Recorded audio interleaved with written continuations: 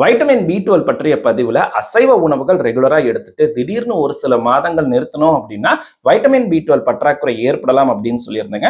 அதுல ஒரு நண்பர் கேட்டிருந்தாரு, சார் இந்த ஆடு மாடெல்லாம் வந்து சைவ உணவுகள் தானே எடுக்குது, அவங்களுக்கு மட்டும் வந்து எப்படி வைட்டமின் பி 12 போய் சேருது அப்படின்னு கேட்டிருந்தாரு.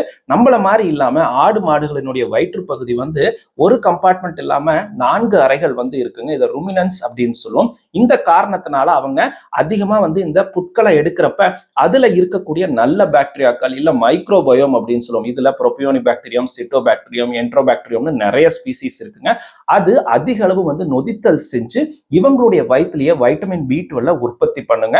அது அவங்களுடைய நார்மலான தேவைக்கு மட்டும் இல்லாம அது ஸ்டோரேஜும் செய்யப்படும். அதனால நம்ம மட்டன் பீஃப் எல்லாம் சாப்பிட்றதுனால நமக்கும் போதுமான அளவுக்கு வந்து கிடைக்குங்க. நீங்க கட்டாயம் அசைவ உணவுகள் தான் சாப்பிடணும்னு அவசியம் கிடையாது. பால் பொருட்கள் ரெகுலராக எடுங்க. அது மட்டும் இல்லாம நார்சத்து நிறைந்த உணவுகள் எடுங்க.